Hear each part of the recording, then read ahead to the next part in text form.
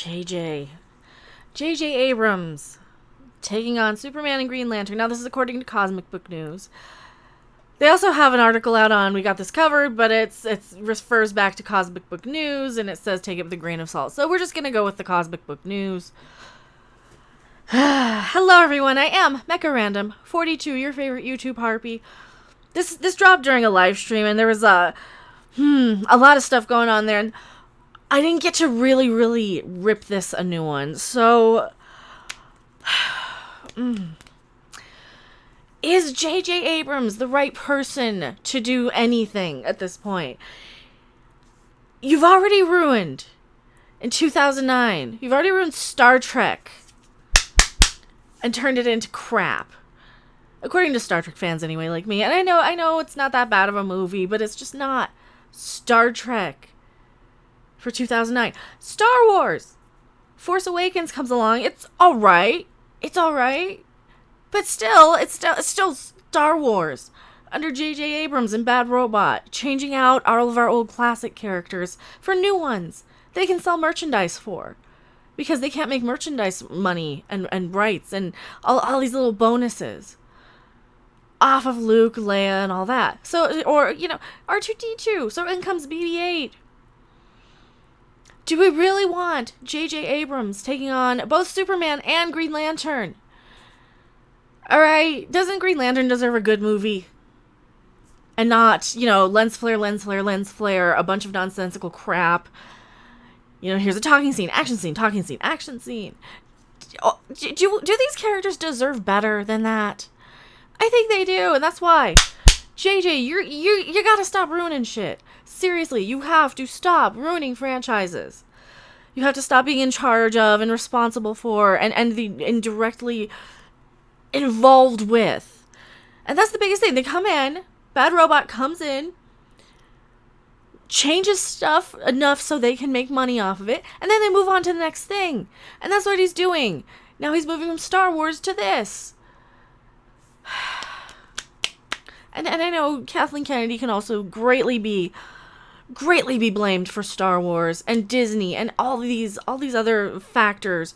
But at the end of the day, whose fingerprints were on it? JJ. He's the one who created BB-8. And even though I think BB-8's kind of cute, he's adorable, it's still a cheap knockoff. It's we can't make money on R2, so let's bring in BB-8. We can't make money on Luke, so let's bring in Rey. It still comes out of his brain, right? What is he going to do to Green Lantern? What is he going to do to Superman? Superman's already gone around, been being such a divisive thing. Like the Superman fans have been arguing over that movie for how many years now? Just for Man of Steel. Then don't get me started on Batman versus Superman or Justice League. Pretty much, what can Superman really benefit from JJ Abrams?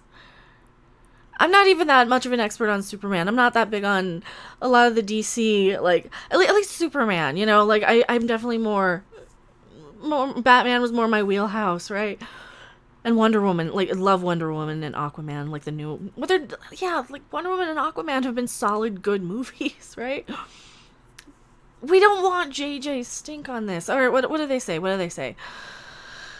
While Warner Brothers chose to sit out of Comic-Con, the talk around town in San Diego was all about the DCEU and Crisis on Infinite Earths,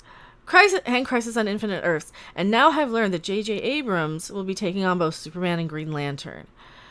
My understanding is that a big reason why JJ Abrams recently signed that mega deal with Warner Brothers, oh no, is that he wants to go and ruin that too. He just wants to have merchandise. He wants to schmooze his way. This is how to win in Hollywood without having any actual talent. You go into an established franchise after making one movie that's a copy of something else, right? Wasn't Cloverfield just a copy of a Godzilla movie mixed with Blair Witch or something? I don't know what I'm talking about. I'm just rambling at this point. But you go in, you take something like a Star Wars or Star Trek, you change it around just enough, and you take all these other things inspired by other people. Hey, let's take this scene from that. Let's take this shot from that. and then you move on to the next thing. And this is like what they do in retail too. They go in, they change a couple of things, and then they leave, taking their big promotion and their big paycheck. And that is what they're doing in Hollywood. They're going from one franchise to the next. These franchises are like department stores. They're exactly like department stores. So you got Warner Brothers here, which is Macy's that JJ's hopping to, right? After he got kicked out, after he left Penny's, which is Star Wars. Star Wars is J.C. Penney's in this analogy. And then you got Sears, which is Star Trek, which is like a very niche of a niche, even though Star Trek's way better than Sears. Maybe we put Star Trek in, instead of Sears, we'll put it as like the Discovery Channel store. Okay, we'll put it as Discovery Channel store. So he started off there. And then he changed shit around and made that one go under. And then he moved over to Macy's, and then he's going up to Nordstrom, from one department store to the next. Moving crap around, changing stuff, changing the way they do things. I worked retail for many, many years. I know exactly what I'm talking about there. I'm probably losing you all on this. Do we really want them to go from one studio to the next? He goes from Paramount to Disney to now to Warner.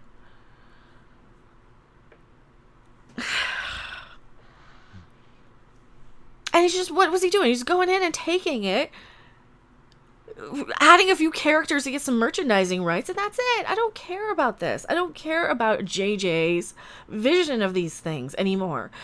I don't want your mystery box that you never answer. I don't want all of your setups for nothing. Why bother watching a movie when it's not going to have an ending? Right? And that's exactly what he's going to do. Because he can't do anything. He has no actual talent. I know I don't have any either. I've never made a movie in my life. But still. I've also been told that JJ Abrams' wife, producer Kate McGrath, was responsible for getting Ann Sarnoff named as the crew chair and CEO of Warner Brothers. Yeah, so they're just placing their people here, there, and everywhere. Like JJ's chick is now in charge of Lucasfilm. She's doing everything that Kathleen Kennedy did. JJ's what's her name? Michelle, what's her name? Rejwan. She's one of JJ's, and that's what he's doing. And Alex Kurtzman is over in Star Trek. He's like the mother alien, right? And everybody in Hollywood he kind of assimilates and injects with this alien hive mind thing, right? And then they go off and they infest the next franchise and the next one. This is why Alex Kurtzman killed the Universal Dark Universe before it had the chance to start. He's killing Star Trek right now. You got Michelle Rejwan. What's she going to do to Star Wars? We don't know yet, but she came out at JJ's people. Then what is going to go on? And now into DC. Now they're going into DC. DC was finally coming around with Wonder Woman and Aquaman being really good.